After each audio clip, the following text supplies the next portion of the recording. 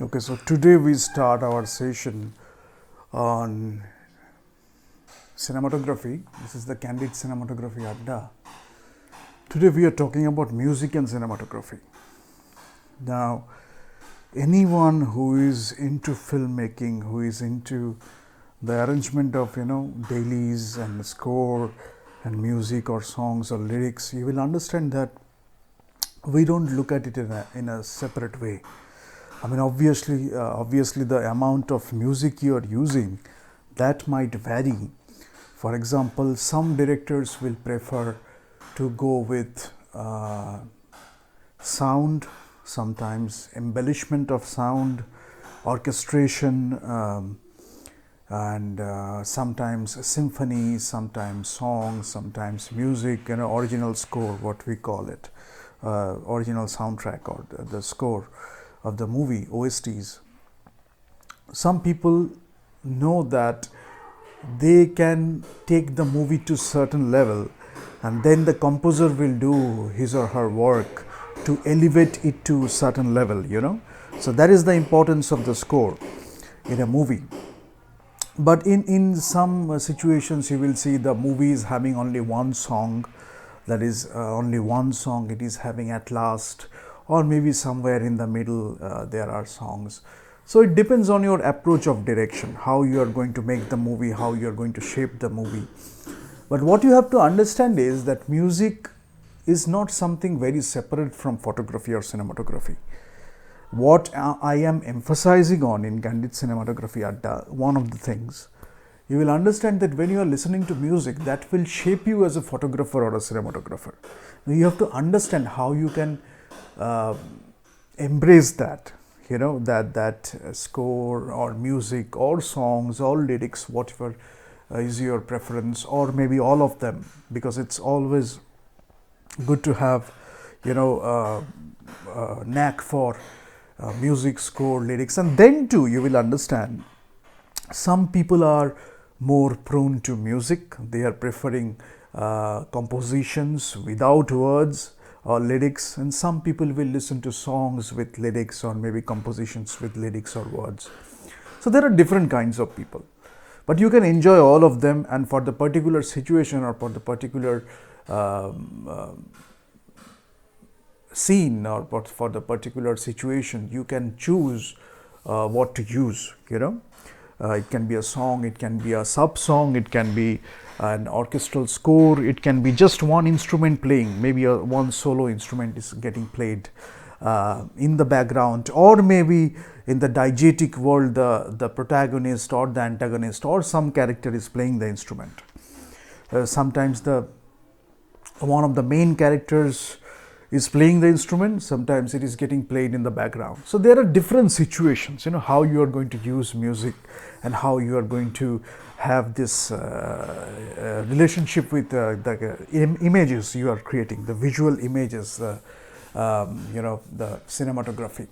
So that is something you should learn very early, or in the process you might understand how much you are going to use sound, because it is very difficult not to use sound, in fact. So a really great filmmaker will be able to create a great movie without much sound, and that takes a lot of expertise. If you see the movies of Ingmar Bergman, you will see that some movies he has created without sound, sometimes few sound effects, sometimes just a cello getting played, sometimes the magic flute, and you will understand the usage of sound. Or sometimes you will see other directors playing great scores, that gives you the great score that give you goosebumps, and you listen to the score, you remember the score, and you remember the impact of the scene, cinematography along with the music, along with the score, and you remember the synergy of it. So that is something we are talking about, that you can understand, you can get inspired by music, and then it can influence your cinematography or photography or your visual arts, or for the particular scene or for the particular circumstance, for the particular situation, you might take influence or inspiration from a particular score or a particular music or particular song. Depends, it depends on the person who is making the movie, the person who is acting, different other crew members of the film. So you need to know what the storytelling is demanding, what the situation is demanding. Again, coming back to the previous session or taking from the previous session, you will see there is a huge overlap, because there has to be an overlap. These things are so interrelated, so interconnected. So it is not mutually exclusive or in vacuum.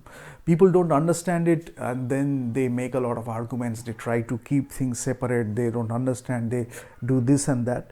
Now it will call for your decision, and according to your style, you can have a directing style, you can have a cinematography style on your own. It is like a signature you are putting in the movie. Now the camera can become an actor, the camera can become a character. How you are going to do that, and music can help you to achieve that. Without music you can achieve that too.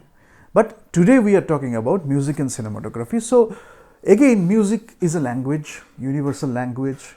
You may speak a different language, I may speak a different language, but when we are playing an instrument or we are composing a music, we both can understand through the language of music. We both can communicate through the language of sound and music, You understand? So you talk about musical composition, for example, and you will see that we talk about harmony, counterpoint, musical phrases, and you will see we have scales, we have modes, we have arpeggios, we have the variations of scales, variations of modes, maybe one sharp, one flat, maybe two sharp, two flat. So we have all these things. Suddenly, based on the emotion or the situation is requiring certain kind of emotion, and you are playing a music, and that score or that particular sound is actually helping elevate the storytelling, So that's why you are creating it. Then maybe later you are finding out, okay, this is the arrangement, this is the combination. But sometimes we do it with our gut feeling, with our instincts. We know that this is going to be the right choice for this particular situation. But later we may figure out the composition or the arrangement of the music through the language of music. So there are different aspects. That's why it is so much fun, during that process you get to discover a lot of things. So you get to work with different kinds of people. You find yourself, in the process. You evolve sometimes during the making of a film. So many things are happening, and it is always a learning opportunity. So genres, I will talk about genres. For example, you can have classical, you can have jazz, you can have folk, rock, pop, blues, country music, and anything can give you an inspiration. For example, if you look at Coen brothers, they are using a particular kind of music, and you will see in many of their movies they are using particular kind of music or songs, and those are used in a beautiful way. In some other directors, as I mentioned, Ingmar Bergman, and you will see other directors as well. Fellini used Nino Rota's music, Federico Fellini, and there are many other great directors. Even Akira Kurosawa made use of great music, sometimes without words, sometimes only the voice is singing. Sometimes you will see it is raining and one instrument is getting played. So you have to understand, when you look at film, the diegetic world, how it is getting created, how you are contributing to that. Maybe one person is inside the diegetic world, maybe one person is not in the diegetic world. That's why, diegetic sound, non-diegetic sound, how you are making use of that. Then perspectives will come, your subjectivity, objectivity. So all these things you have to play with. And you will find that it is so vast. We know all these things. Today I talk about all these things. Maybe tomorrow somebody else will talk about a few other things. And you will see that we can relate to all of it. But when the story is demanding certain things, the situation is demanding certain things, how you can utilize your knowledge, how you can utilize your insights, how you can utilize your wisdom, how you can utilize your knack for music, knack for songs, knack for lyrics, how you can use all these things or utilize all these things to tell a great story, make a great movie. That is what we are talking about. So you will see that When we talk about a grayscale picture or a monochrome picture or a black and white picture, so to speak, you will see there are shades of gray. You have the darkest black, you have the brightest white, you have the middle gray, and you have different shades of gray. And in the scale, you will see do, re, mi, fa, sol, la, ti, do, sa, re, ga, ma, pa, da, ni, sa. Different ways, different systems, and you will see we have the notes. 7 white keys, 5 black keys, 12 notes. Chromatic, what is diatonic, what is chromatic, we have discussed all these things. But you will understand, it is not just the notes.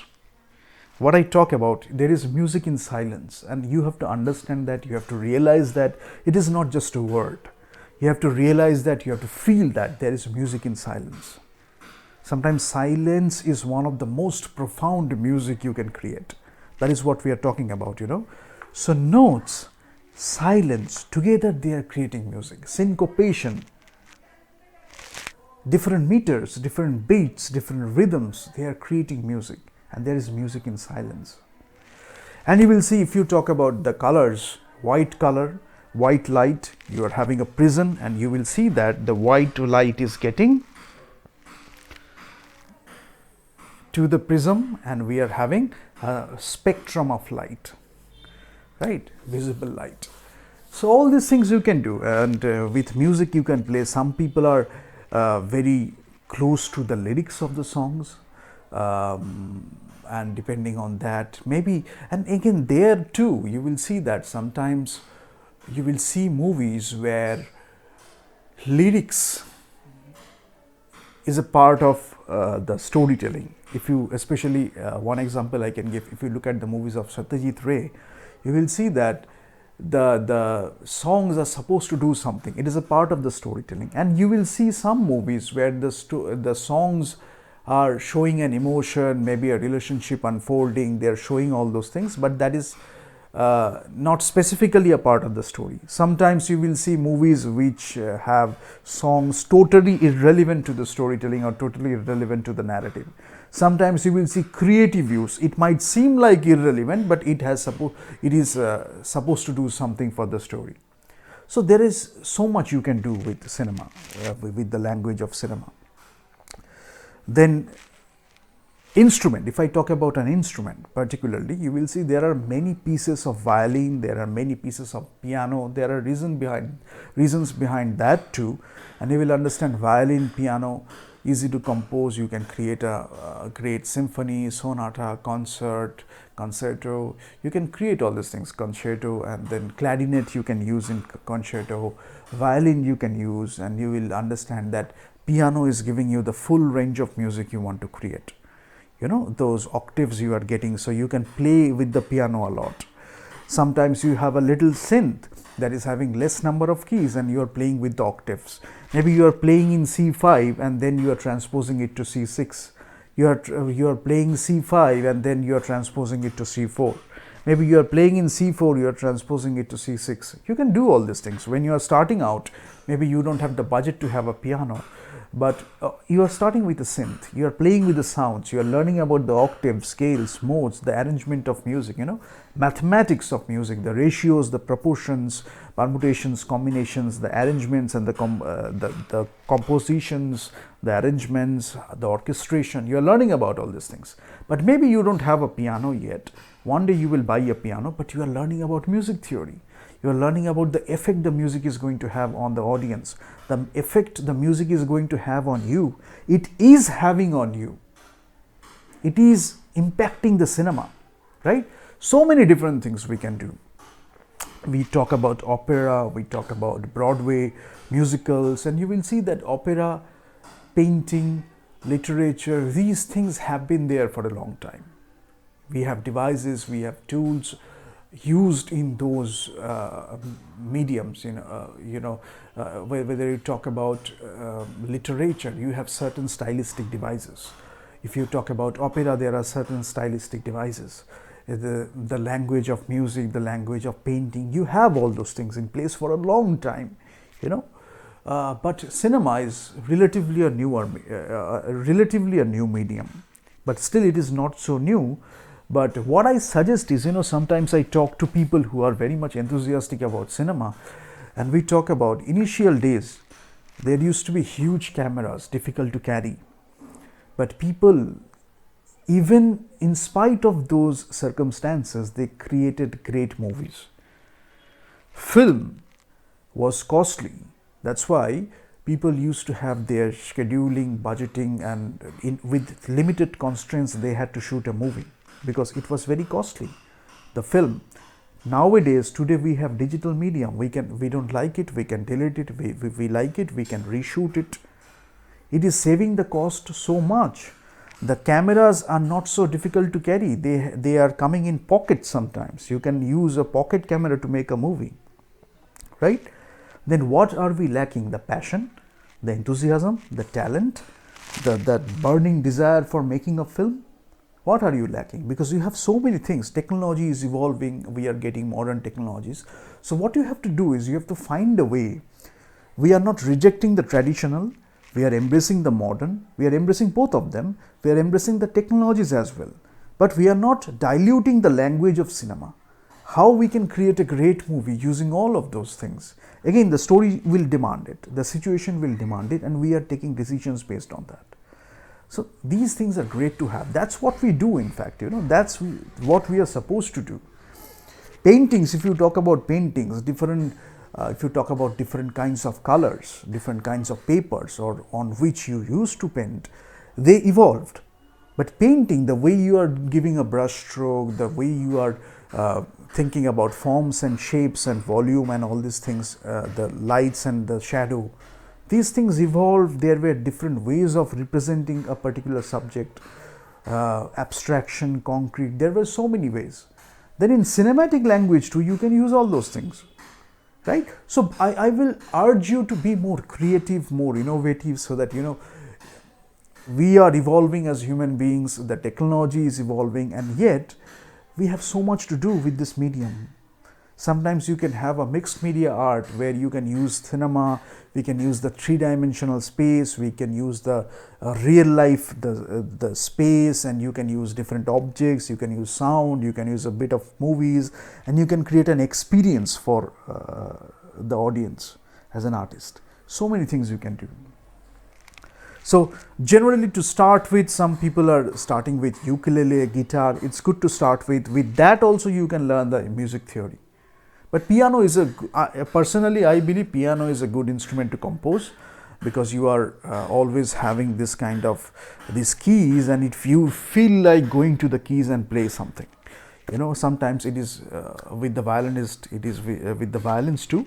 But to me, I think piano gives me certain things. I feel like waking up in the middle of night and sit with the piano and play something, or maybe compose something. It can be a simple melody, but it is giving me a lot of push to create something, to innovate, not for the sake of innovation, but I feel like I'm having a musical idea and I feel like playing it.